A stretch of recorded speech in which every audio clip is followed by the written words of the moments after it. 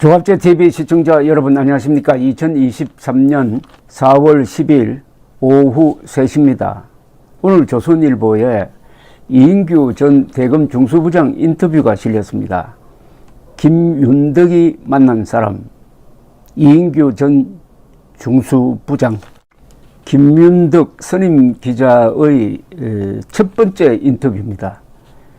A30면에 실렸는데 광고 없이 전체 지면을 차지하는 아주 파격적인 심층 인터뷰입니다. 제목이 노무현 노자입니다. 노 돕지 않던 문재인, 좌파 언론, 서거 후 상주 코스프레로 되어 있습니다. 노 수사 내용 담은 회고록 출간, 검찰 검자, 악마와 더 이상 참기 어려워, 유족 위해 공소시효 후 책 내, 문재인입니다. 문 말 바꾸기에 집필 결심, 권 여사 소환 등 현안에도 7일간 봉화마을 찾지 않아, 자서전서는 정치적 타살 주장, 노무현의 저주 퍼붓던 좌파, 검찰의 비난의 화살, 2009년 1월로 돌아가 모든 걸 바로잡고 싶다. 이게 뽑은 말입니다. 이 인터뷰는 질문도 잘하고 답변도 잘한 아주 정석 플레이입니다. 좋은 인터뷰는 질문과 답변이 마치 진검승부하듯이 오고 가는 그런 인터뷰가 긴장감을 유지합니다. 아주 그런 전형적인 좋은 인터뷰에 속하는데 한번 소개를 해드리겠습니다. 누가 노무현을 죽였나? 나는 대한민국 검사였다. 이 책의 저자입니다.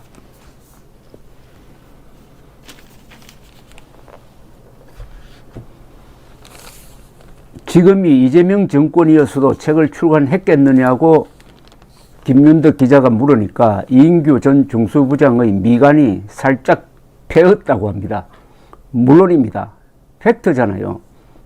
이걸로 제가 시달릴 수는 있어도 저를 십자가에 매달 수는 없습니다. 출간하지 않을 거면 제가 왜 5년 동안 이 책을 썼겠습니까? 이인규 변호사는 지금 65세입니다. 전 대검찰청 중앙수사부장인데 이 사건을 수사하면서 역사적 인물이 되었습니다. 수사를 받던 전직 대통령이 극단적 선택을 하는 세계 역사상 초유의 일이 벌어졌습니다. 김윤덕 기자는 지난 5일 만난 이인규 전 중수부장은 이렇게 말했다고 서두에서 기록을 했습니다. 좌파 언론과 민주당 정치인들은 지금까지도 논두렁식의 망신주기란 말로 검찰이 모욕을 주어서 노 전 대통령을 죽음에 이르게 했다고 선동한다. 인터넷에는 온갖 억측과 허위 사실이 진실인 것처럼 떠돈다. 국민의 알 권리, 올바른 역사의 기록을 위해 진실을 알려야 한다고 판단했다고 말했다는 겁니다. 그는 노 전 대통령은 가족의 금품 수수 사실을 몰랐다는 세간의 인식과 달리 권양숙 여사가 노무현 대통령 모르게 박영차 회장에게서 금품을 요구하거나 받은 사실은 없다고 했습니다. 이 인터뷰를 읽어보면은 권양숙 여사가 상당히 그동안 억울하게 생각했던 점을 풀어주는 그런 면도 있습니다. 김윤덕 기자가 이렇게 물었습니다. 누가 노무현을 죽였나가 사실상의 제목이다. 여기에 대해서 이인규 변호사는 지난 14년간 끊임없이 저와 검찰을 향해 조작수사, 망신주기 수사로 노 전 대통령을 죽음으로 내몰았다고 공격하며 자신들 정치에 이용해 온 세력에 대한 반박 질문이다. 진짜 누가 대통령을 죽음으로 내몰았는지 따져보자는 심정으로 그런 제목을 붙였다. 모든 비난과 책임을 감수할 것이다 라고 했습니다. 누가 노무현을 죽였나? 라는 책 제목이 이 저자의 진검승부 자세를 잘 보여주고 있습니다. 집필을 결심한 건 언제인가? 라고 물었더니 대선을 앞둔 문재인 후보가 자서전 운명을 출간한 2011년이다. 문재인 당시 변호사가 노 전 대통령 장례식 직후인 2009년 6월 한겨레와의 인터뷰에서는 검찰을 원망하거나 비난하고 싶지는 않다. 노 전 대통령의 죽음을 정치 보복에 의한 타살이라고 말하고 싶진 않다고 했다가 2년 뒤 자신의 책 운명에서는 검찰엔 언론을 통한 모욕 주기와 압박 외엔 방법이 없었던 것이다. 정치적 타살이나 진배 없었다고 말을 바꿨다. 그때 바로 반박할까 생각했으나 공소시효가 남아있어 그만뒀다. 다만 그날 기사를 오래 두었다가 운명과 함께 토시 하나 틀리지 않고 이번 책에 인용했다. 수사 개요를 부록으로 붙인 건 이걸로 그간의 논쟁을 끝내자는 것이다 라고 이야기를 했습니다. 김윤덕 기자가 윤석열 정부의 출범 1년 시점에 책에 나와 말들이 많다고 하니까 이인규 변호사는 책 말미에 노 대통령 수사 개요를 부록으로 첨부했다. 이것이 공개됐을 때 공소시효가 남아있다면 우파 진영에서 유족을 기소하라는 요구가 강하게 나왔을 것이다. 이 경우 유족은 물론 검찰도 입장이 남처해질 거라 판단했다. 유족을 사법의 장으로 끌어들이고 싶지 않아 공소시효가 끝난 뒤 책을 냈다. 윤석열 정부와는 아무런 관계 없다고 했습니다. 공소시효는 지난 2월 21일 끝났습니다. 김 기자가 유시민 전 노무현 재단 이사장은 정치검사가 검찰 정권에 바친 글이라고 했다고 들이대니까 이인규 변호사는 책에는 노 전 대통령 수사 내용만 있는 것이 아니라 내가 검사 생활을 하면서 겪은 일들을 가감없이 적었다. 내가 정치 검사였다면 정치적 이해 득실을 따져가며 유리한 내용만 썼을 것이다. 검찰 정권, 검찰공화국 하는데 문재인 정권 때는 적폐청산한다고 임기 내내 얼마나 많은 수사를 했나. 그때 수사는 로맨스이고 지금 하는 수사는 불륜인가. 검찰 출신이 대통령이 되면 검찰공화국인가. 이렇게 반박을 했습니다. 사자 명예훼손 등 법적 분쟁으로 번질 수 있다. 공무상 비밀 누설에 해당한다는 시각도 있다라고 김윤덕 기자가 계속 추궁을 하니까 이 변호사는 이렇게 답을 합니다. 사자 명예훼손죄는 허위여야 하는데 내 책에 허위 사실은 들어있지 않다. 공무상 비밀 누설죄는 기밀 자체를 보호하는 것이 아니라 비밀 누설에 의해 위협받는 국가 기능을 보호하기 위한 것이다. 공소권 없음 처리된 사건의 수사 내용을 공무상 비밀로 인정하기 어려울 뿐 아니라 공소시효가 완성된 사건의 수사 내용에 대해서 국가가 비밀로 유지해야 할 아무런 이익이 없다. 또한 대한민국에 막대한 영향을 끼친 역사적 사건의 진실에 대해서는 국민의 알 권리보다 우월한 가치는 없다. 이게 상당히 물에 들어옵니다. 역사적 사건의 진실에 대해서는 국민의 알 권리보다 우월한 가치는 없다. 김윤덕 씨가 이어서 유시민 전 이사장은 윤석열 한동훈 검찰에 사건을 줘야 하므로 고소는 없을 것이라고 했다라고 하니까 이인규 변호사는 수사기관은 검찰만 있는 게 아니고 경찰 공수처도 있다. 그 속마음을 알 수는 없지만 책 내용은 수사 기록을 토대로 하고 있으며 고소를 할 경우 사실 여부 확인을 위해 수사 기록 공개가 불가피해지니 고소하지 않은 것이라고 판단된다고 했습니다. 이어서 김 기자가 법 쪽에서도 피의자의 방어권이 보장되지 않는 상황에서 검찰 수사 지휘자가 사건 내용을 구체적으로 기록해 출판하는 것이 적절치 않다는 지적이 나왔다고 하니까 그런 비판을 수용한다. 그러나 역사와 국민 앞에 진실을 밝히는 것이 더 중요하다고 생각했다.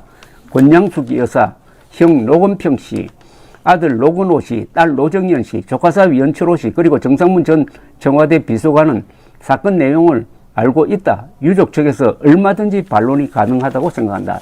반론이 불가능한 게 아니라는 거죠. 김윤덕 기자는 노 전 대통령 측은 박연차 회장의 진술 말고는 검찰이 아무런 증거를 갖고 있지 않았다고 주장한다. 라고 이어서 질문을 하니까 이인규 변호사는 이렇게 말합니다. 그러면 박연차의 진술을 배제하고 사건을 설명해 보겠다. 명품 시계 수수에 관해 형 노건평 씨는 2006년 9월 27일 박 회장으로부터 노 대통령 회갑 선물로 2억 원 상당의 피아제 남녀 명품 시계 한 세트를 받아 청와대 관저에서 열린 가족 모임에서 노 대통령 내외에게 전달했으며 박연차 회장에게 노 대통령 내외의 감사 인사를 전해주었다고 일관되게 진술하고 있다. 자신의 진술과 다른 동생 노무현 전 대통령의 주장을 전해 듣고도 기존 진술을 재차 확인해 주었다. 노 전 대통령 측은 권양숙 여사가 시계를 받은 사실은 인정하면서도 회갑일 청와대에서 받은 것이 아니고 노건평 씨의 처가 1년 5개월간 보관하고 있다가 퇴임 후 봉화마을 사저에서 전달했으며 권 여사는 이러한 사실을 1년 이상 숨겼다가 KBS 보도 후 권 여사가 밖에 내다 버렸다고 주장하고 있다. 그러나 박 회장은 노 전 대통령의 오랜 후원자다. 시계 수수 후에도 봉화마을 사저 부지 매매, 미국 주택 구입 자금 140만 달러 수수, 아들 사업 자금 500만 달러 수수는 물론 퇴임 후에도 노 대통령이 직접 15억 원을 빌리는 등 친밀한 관계를 유지했다. 권양숙 여사가 그런 박연차 회장의 선물을 대통령에게 숨길 이유가 없다라고 딱 잘랐습니다. 이어서 김윤득 기자가 이렇게 묻습니다. 권 여사가 박 회장에게 100만 달러를 받아 미국 뉴저지에 주택을 구입한 사실은 노 전 대통령이 모를 수 있지 않나 라고 하니까 이인규 전 대검수사부장은 이렇게 설명을 합니다. 아내, 딸, 아들, 친구, 정상문 비서관, 김만복 국정원장, 박연차 회장 등 주위 사람들은 미국 주택 구입을 알거나 인식하고 있는데 노 대통령만 몰랐다는 게 말이 되나? 노 대통령은 검찰 수사에서 100만 달러는 미처 갚지 못한 빚이 있어 빌린 것이며 미국에 집을 사지 않았다고 강하게 부인했다. 그러나 박연차 회장 최측근인 모 사장은 노 대통령이 IOC 총회 참석차 과테말라로 출국하기 3, 4일 전인 2007년 6월 100만 달러를 보내달라는 정 비서관의 요청에 따라 직원 130여 명을 급히 동원해 100만 달러를 환전한 뒤 출국 전 청와대에 전달했다. 이는 정상문도 검찰에서 진술한 바다라고 딱 부러지게 설명을 했습니다. 대충 이 인터뷰가 기니까 여기에서 제 1부를 끝내고 후속으로 이어서 설명드리겠습니다. 감사합니다.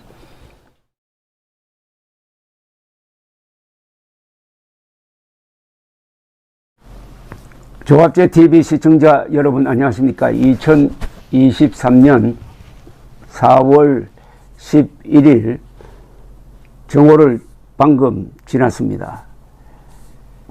이인규 전 대검 중수부장이 최근에 낸 책 나는 대한민국 검사였다. 누가 노무현을 죽였나? 라는 이 책이 나온 다음에 여러 가지 논란이 있었지만은 하나 확실한 것은 있습니다. 이 책에 적힌 내용이 사실과 다르다. 그것은 쓴 사람의 착각이다. 또는 조작이다 하는 주장은 없습니다. 다만 쓴 의도가 뭐냐 하는 걸 가지고 공방전을 벌이고 있을 뿐입니다. 이인규 전 대검 중수부장은 자신에 대한 이 정치적 공세에 대해서는 대응하지 않겠다. 그러나 사실관계에 대해서 지적하면은 거기에 대해서는 반론하겠다 하는 입장을 취하면서 언론 인터뷰를 하지 않고 있다가 어제 조선일보와 인터뷰를 했습니다. 김윤덕이 만난 사람이라는 이 장문의 인터뷰에서 이인규 전 중앙수사부장은 14년 만에 이 책을 낸 과정과 사실관계에 대해서 자세한 설명을 했습니다. 그 앞부분은 제가 설명을 드렸고 뒷부분을 재차 제가 지금 소개를 해드리겠습니다. 이 김윤덕 기자는 이런 질문을 합니다. 노무현 전 대통령 아들 노건호 그리고 조카사위 연철호 등이 박 회장으로부터 박연차 회장입니다. 박연차 회장으로부터 사업자금 500만 달러를 받아 쓴 것도 두 사람이 박 회장에게 사업을 설명하고 받은 투자 자금으로서 노 대통령은 개입하지 않았다고 주장하는데 라고 질문을 하니까 이인규 전 중앙수사부장은 이렇게 설명을 합니다. 투자 대상, 이익 배분, 투자 회수 방법 등도 정하지 않았고 투자 계약서도 없다. 박연차 회장 지분은 하나도 없음이 확인되었다. 500만 달러 중 일부를 사용하여 노 전 대통령이 개발한 인력 관리 프로그램 노하우 2000을 업그레이드하여 봉화마을에서 시연까지 했다. 500만 달러를 송금한 태광실업 최모 전무는 어차피 주기로 한 돈인데 따지지 말고 송금해 주라는 박 회장 지시를 받고 대통령과 무슨 이야기가 있구나라고 생각했으며 대가 없이 준 것이라고 명백히 진술하고 있다. 대가 없이 줬다는 말은 이게 뇌물이라는 뜻입니다. 노 전 대통령이 개입하지 않았으면은 박연차 회장이 500만 달러라는 큰 돈을 사업 경험도 없는 노건호, 연철호에게 주었을까? 대부분의 혐의에 관여되어 있는 정상문 비서관은 노 전 대통령이 극단적 선택을 하기 전 검찰에서 금품 수수를 포함한 모든 혐의에 대해 이렇게 부인해서 될 일이 아니다.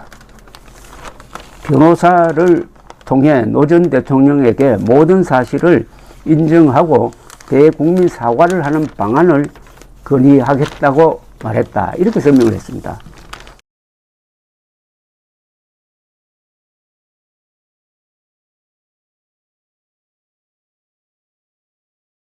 이어서 김윤덕 기자가 아주 예민한 질문을 했습니다. 당신의 주장대로라면은 모든 책임을 뒤집어 쓴 권양숙 여사가 가장 억울한가?